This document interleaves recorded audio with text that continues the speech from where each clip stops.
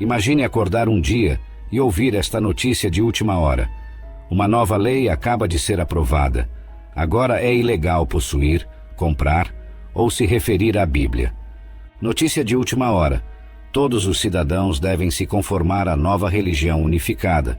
O cristianismo agora é proibido e é uma ofensa para qualquer grupo se reunir com o propósito de discutir, orar ou adorar a Jesus Cristo. Senhoras e senhores, isso não é uma realidade, mas e se um dia fosse? Muitos de nós estamos esperando que o anticristo seja revelado em um grande palco mundial. Estamos esperando que esse homem em um terno com todo esse poder apareça na cena global e comece a impor seu regime, quando na realidade a Bíblia nos diz que o espírito do anticristo já está em operação, já está trabalhando lenta, mas seguramente. Antes de chegarmos a um estágio onde os cristãos não são mais permitidos a adorar livremente, a Bíblia é removida das prateleiras. Eles são incapazes de ver a luz gloriosa das boas novas. Eles não entendem esta mensagem sobre a glória de Cristo, que é a exata semelhança de Deus. Podemos estar muito próximos de uma era onde a Bíblia é proibida. O dia pode não estar muito longe quando seja considerado um crime pregar o Evangelho. À medida que avançamos cada vez mais nos domínios do tempo e vivemos nestes últimos dias, a questão não é se a perseguição está vindo para os cristãos, mas quando. Você permanecerá firme na fé quando chegar o dia em que será ilegal acreditar, agir ou até mesmo falar sobre a Bíblia, a preciosa palavra de Deus. Satanás, o Deus deste mundo, cega a mente dos incrédulos para que eles não vejam o Evangelho e, em um sentido prático, onde você pode encontrar o Evangelho? Na palavra de Deus. Agora, por um momento, pense: quem gostaria que a Bíblia fosse removida ou inacessível às pessoas? O diabo. Considere por que a Bíblia é contestada com tanta frequência, e aqui estão apenas alguns exemplos. Em 2018, uma publicação relatou que, assim como a China prometeu defender a liberdade religiosa, os 70 milhões de cristãos da China estão achando mais difícil obter uma cópia da Bíblia Sagrada. Lojas online na China retiraram a Bíblia de suas prateleiras nos últimos dias, com buscas pela Bíblia em chinês em grandes sites de comércio eletrônico, incluindo Taobao da Alibaba, JD.com e Amazon China, não resultando em nada. Em 2022, a CBN relatou que a China comunista está reescrevendo a Bíblia e chamando Jesus de pecador. Em 2023, um distrito de Utah proibiu a Bíblia em escolas de ensino fundamental e médio, após uma queixa que a chamou de repleta de sexo. Em 2023, foi relatado que a Fundação Liberdade de Religião, uma organização nacional sem fins lucrativos com 40 mil membros, enviou uma carta ao Distrito Escolar Unificado de Chino Valley, pedindo que a Bíblia fosse retirada das bibliotecas escolares devido a mais de 100 referências sexualmente explícitas que poderiam ser consideradas obscenas ou ofensivas. Estes são apenas alguns exemplos. Embora não haja um acordo universal sobre esta questão, a maioria acredita que a guerra do Salmo 83 e a guerra de Gog e Magog ocorrerão logo antes ou logo após o arrebatamento. Alguns estudiosos acreditam que as profecias referentes à guerra do Salmo 83 já foram cumpridas, mas a maioria acredita que o conflito se desenrolará no futuro próximo. E observando os eventos atuais, alguns estudiosos acreditam fortemente que a guerra do Salmo 83 está mais próxima do que pensamos. A maioria das profecias bíblicas sobre Israel foram escritas quando Israel não era uma nação soberana e independente. Por mais de 2000 anos, todos os hebreus estavam familiarizados com Ezequiel, capítulo 37, e a profecia do profeta sobre ossos secos, ressuscitando milagrosamente. Eles sabiam que esses ossos secos representavam a nação de Israel.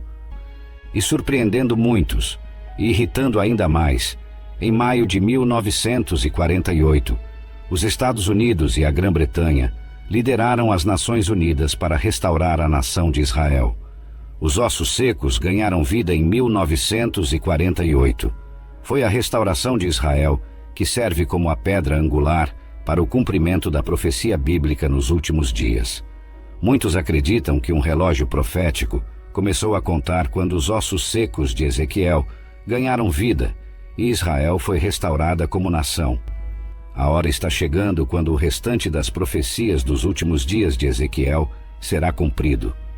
Notavelmente, a profecia bíblica deixa claro que, apesar de Israel ter uma população muito pequena e uma pegada diminuta, a nação seria um cálice de tremor e um alvo para hostilidades nos últimos dias. Então, na linha do tempo profética, estamos em Ezequiel capítulo 37, aguardando os eventos proféticos perfilados em Ezequiel, capítulos 38 e 39. Muitos acreditam que esses eventos estão prestes a se desenrolar. A profecia de Ezequiel, capítulo 38, começa: Veio a mim a palavra do Senhor, dizendo: Filho do homem, vira o rosto contra Gog, da terra de Magog, príncipe e chefe de Meseque e Tubal. Profetiza contra ele e diz: Assim diz o soberano Senhor: Estou contra você, Gog, príncipe de Rosh, Meseque e Tubal.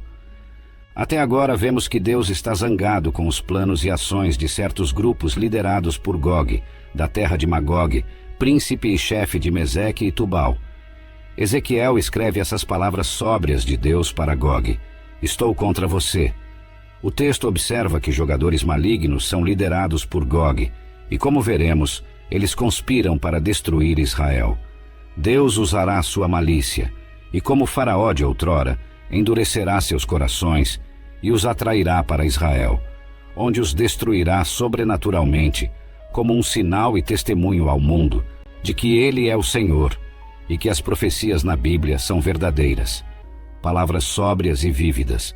Os versículos 10 a 12 fornecem insights adicionais sobre por que essas nações atacarão. O versículo também fornece insights sobre o quando.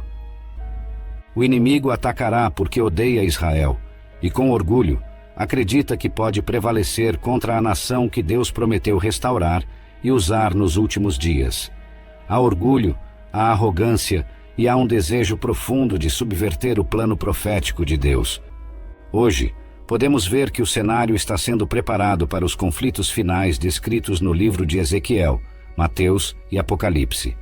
Jesus disse que os crentes deveriam ser vigilantes, orar e estar ocupados com os negócios do Pai, como a Bíblia diz. Pois o Senhor mesmo descerá do céu, com um brado de comando, com a voz do arcanjo e com o toque da trombeta de Deus. Primeiro, os crentes que morreram ressuscitarão de suas sepulturas. Então, juntos com eles, nós, os que ainda estamos vivos e permanecemos na terra, seremos arrebatados nas nuvens para encontrar o Senhor nos ares. Então, estaremos com o Senhor para sempre.